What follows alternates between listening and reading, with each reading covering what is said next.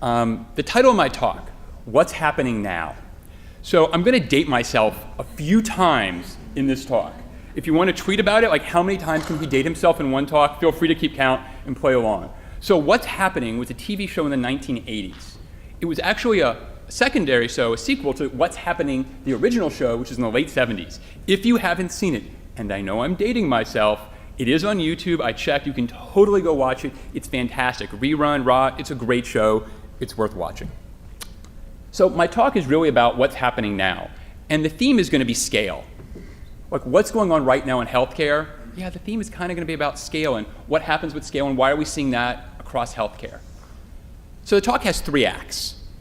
In Act 1, I'm going to talk about what's happening in healthcare broadly. Just let's look at healthcare, what's happening now in healthcare.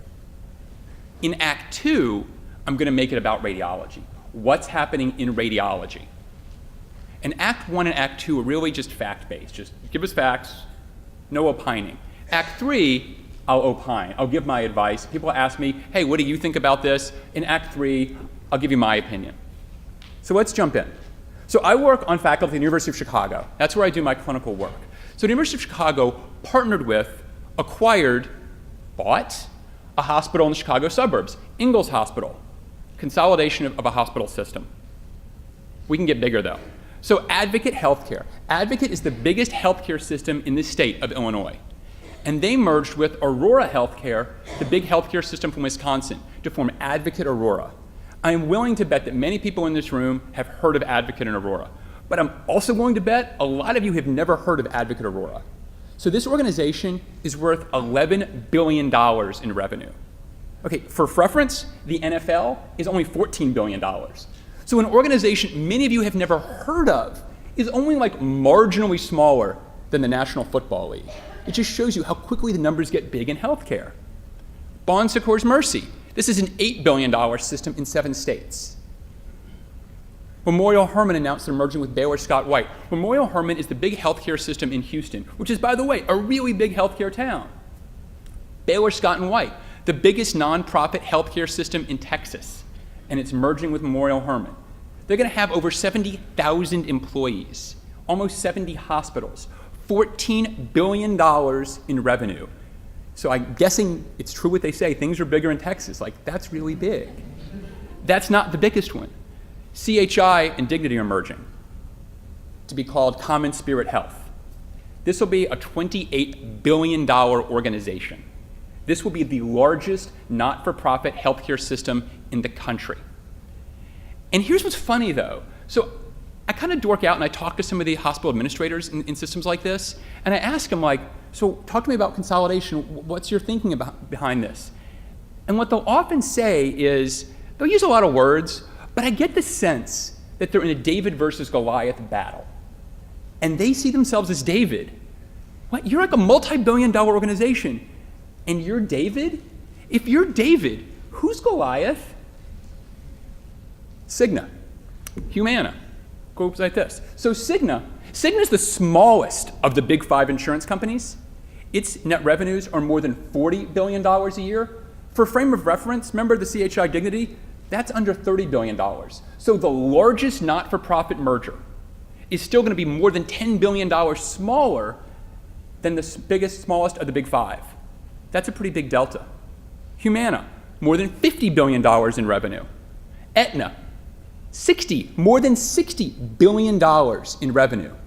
And then we get big. Anthem, about $90 billion in revenue. And that's not the big one. United Health Group, more than $200 billion in revenue. So the hospital leaders, they're not wrong. Like, they're not lying. By revenue purposes, when they compare themselves with big insurance companies, yeah, no, they're small. That's a David versus Goliath battle if you want to do it on numbers. Yeah, so they're not lying. So we're seeing hospitals increasingly try to merge and get bigger and get scale.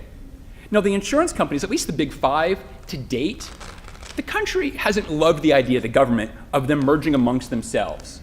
So if you're these organizations, how else can you get big? How else can you expand your footprint?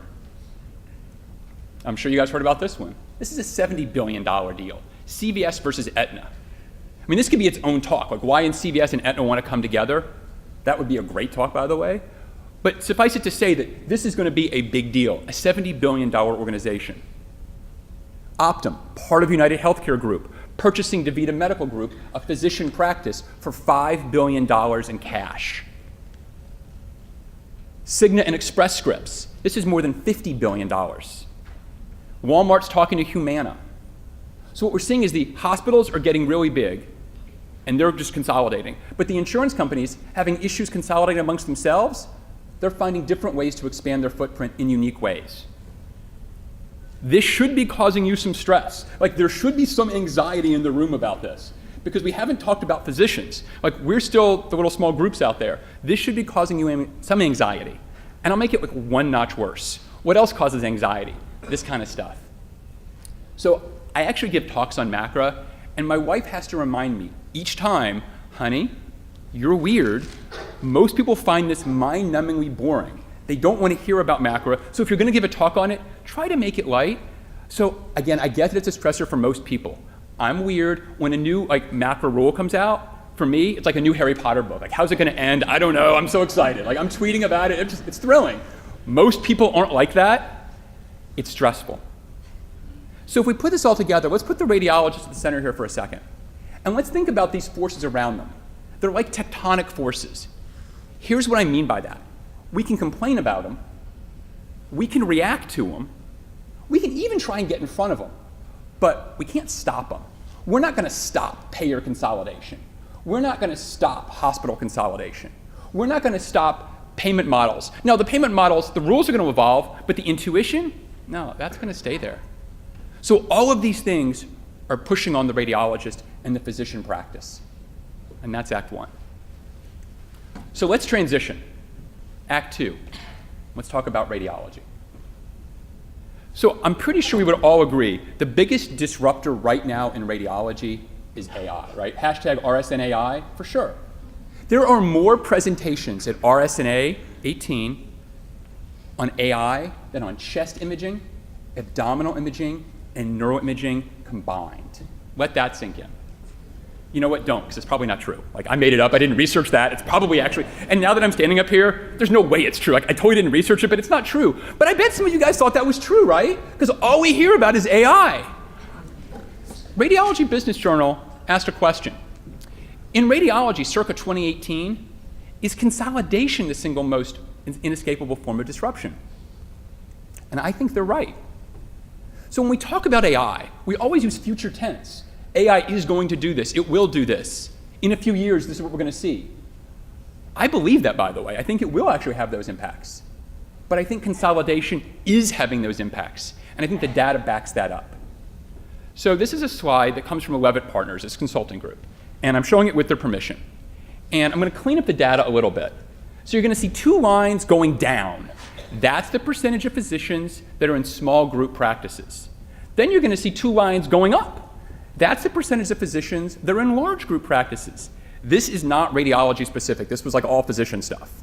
But what it shows is that less and less physicians are in small group practices, and there's a general evolution towards larger group practices. But again, this is not radiology specific. Let's make it a little bit more radiology.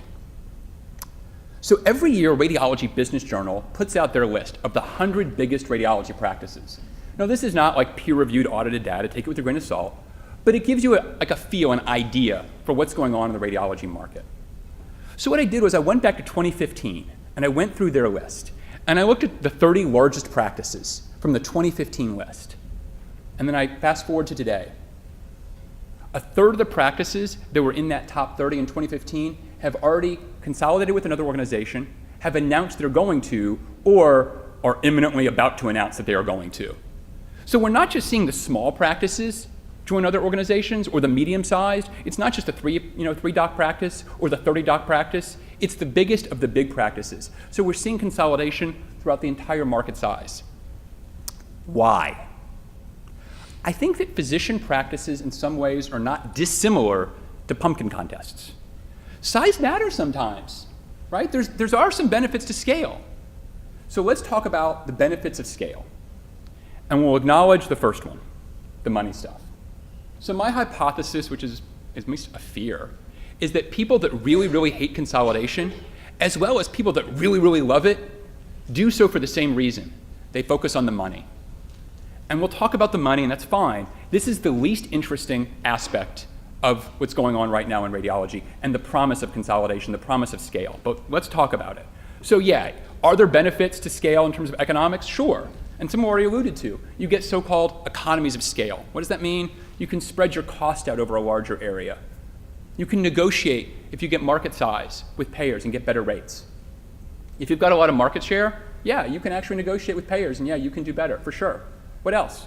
Well, there's purchasing power. You get bigger, yeah, you can purchase things and get better deals. Yeah, that's all true. Not exciting, but yeah, that's true. What else? Well, you can make investments in things. And now it starts to get kind of cool, because the importance of scale isn't to get just big for the sake of getting big. What can you do with your scale? And when you can start making targeted investments, that's when things get exciting, because then we can start talking about value creation. And this is how we disrupt radiology or disrupt healthcare. This is how we become transformative. It's when large organizations can actually start to do stuff that actually really changes healthcare in a profound way. What do I mean by that? So I'm told, this is an axial image, I think, it doesn't look wrong, of the temporal bone, like I'm guessing. So I'm a pediatric body radiologist. One of the bones with one of those arrows is the incus. I don't know which one. And I'm not lying to you. I really don't know. I bet many more people in this room could do a lot better job reading this than I could. I don't read temporal bone. Like, in University of Chicago, we got people who do that, and they'll do it better and faster than if I had to do it. But I'll crush them on a pyloric ultrasound. I'll do it better and faster than they will. There's value in subspecialization. And one of the things that we're seeing with scale and with larger and larger organizations is they can increasingly subspecialize.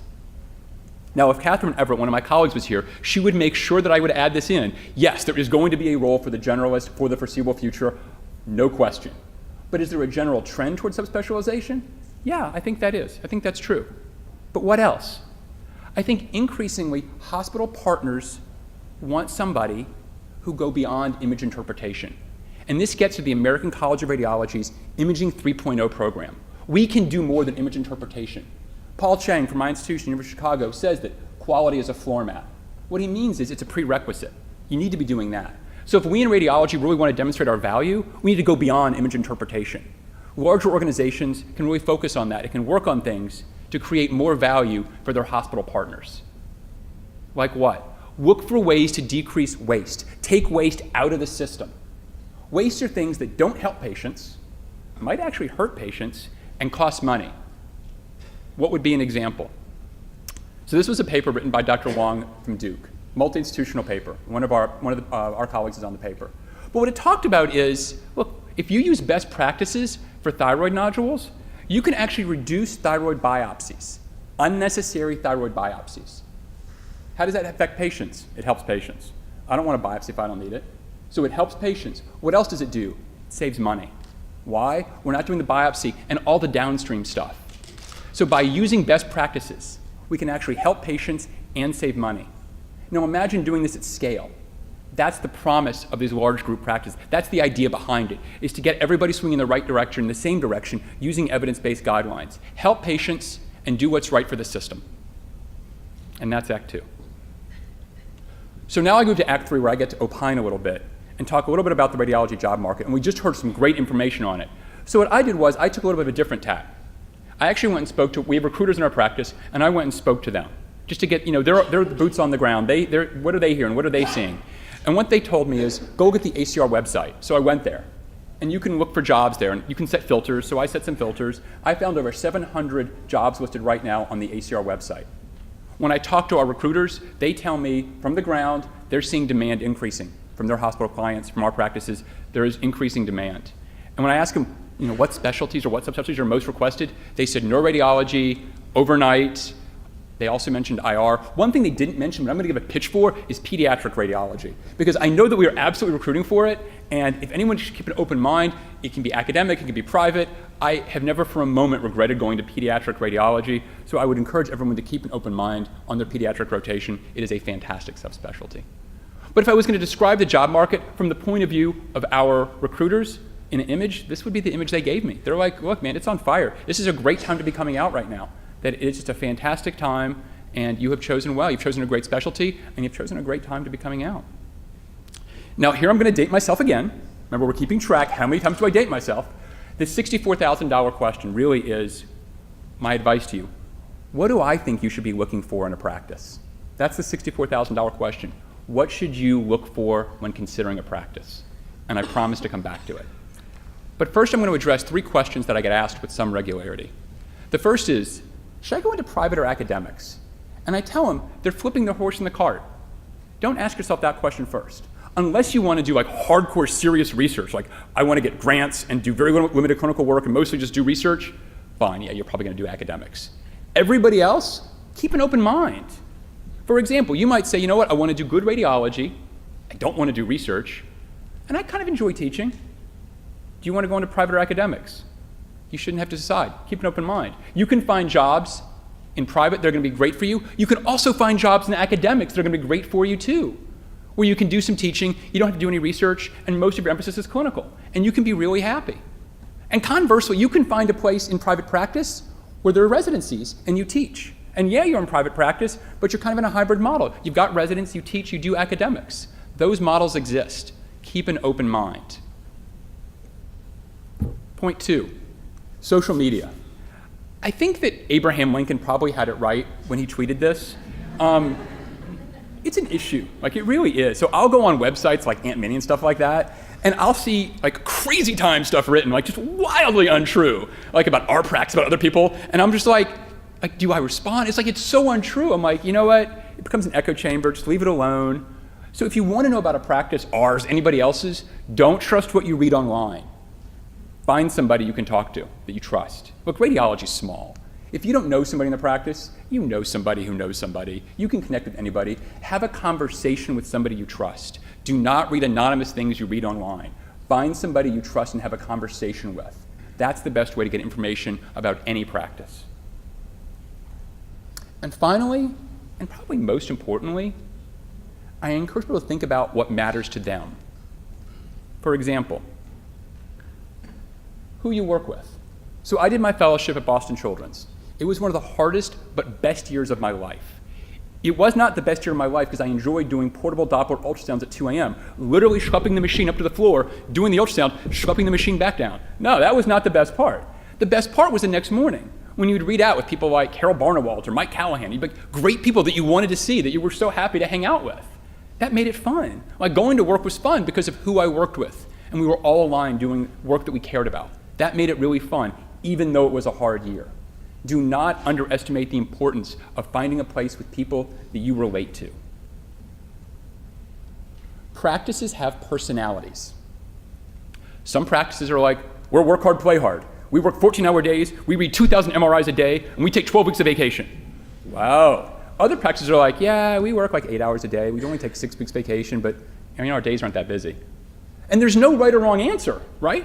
There's no right or wrong answer. There's only a matter of finding a practice whose personality kind of meshes with your own practice, with your own personality, and finding that. And finding one who values technology, who has foresight that aligns with yours. For example, I bet everyone in this room has an idea of where they think AI is going to be in the next 5 years. You probably have some guess in your own opinion, your own idea. Does the practice think the same way? And if so, if they believe what you believe, what are they doing about it? No, this woman is holding a plain film, hard copy film up to ambient light, and she seems happy. If I was this woman, I would be pulling my hair out. I'm going to be reading plain film, hard copy film to ambient light? No, that's ridiculous. I don't care how much you're going to pay me. This is ridiculous. So look into that. Find things that mesh with your ideals. And salary. We haven't talked about salary. You're never, ever going to forget to ask about salary. Salary matters, and I'm putting it in here. It absolutely matters. But this is one of my favorite quotes from Hill Schwarderer. Salary is a process measure. Happiness is an outcome measure. Focus on what really matters to you, and that's happiness. Salary is an input to happiness, but if salary is the only thing that matters to you in terms of your happiness, you chose the wrong field. Like you shouldn't be a doctor. You should be a hedge fund manager or an investment banker. This is not your field. But if you chose to be a doctor, you care about more. Think about that. No, I'm a pediatric radiologist. I have to include an image of a pediatric. So this is an intussusception. And here's why I like this diagnosis. When I see this, it's my chance to be helpful. So when I see it, this is pathognomonic, I know what it is. But what I'll do is I'll go into the room and I'll scan the kid. One, because I just want to look for anything else. But more importantly, I want to talk to the parents because they're terrified. Their kid was a little lethargic, had some abdominal pain. And now they're telling their kid they've got an inus of something. They don't know the word, an inus of something. And they're scared. This is my chance to be like, look, I know this is new to you. We handle this. Here's what's going to happen. And I explain everything. You're going to go to the ED. They're going to get an IV. They're going to come back up. I'm going to be there. I explain the enema. I tell them, look, I am going to take care of your child. And I can tell you that as a parent, I appreciate it when the doctor does that for me. It's very scary having a sick child.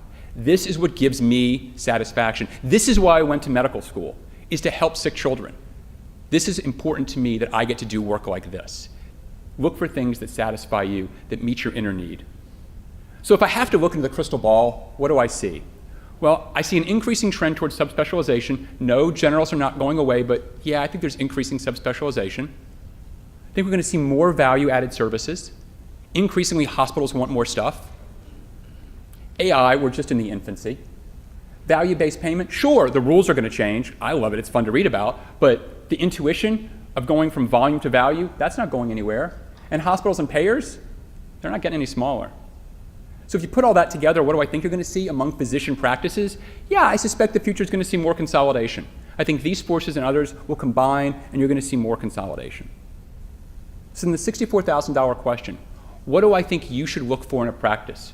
What will give you happiness? The answer is, it depends. But it depends on you, what you care about, what you value. And I would encourage you to think beyond simple metrics like things like salary and vacation, but to broaden it. Think about, what is the practice value? How do their actions meet those values? What are they actually doing to support those values? And then finally, how does that mesh with your own values? I would actually add one more thing. How does the practice appreciate you? Everybody in this room worked really hard to get where you are. All of you. And you should all be proud. You shouldn't go somewhere that doesn't appreciate you, that doesn't appreciate your contributions. So when I give people advice, what do I think they should look for in a practice? Judge a practice by what it does, by what it values, and by how it treats you. And if you do that, I think that all the other stuff that we talked about, I think that falls into place. Thank you very much.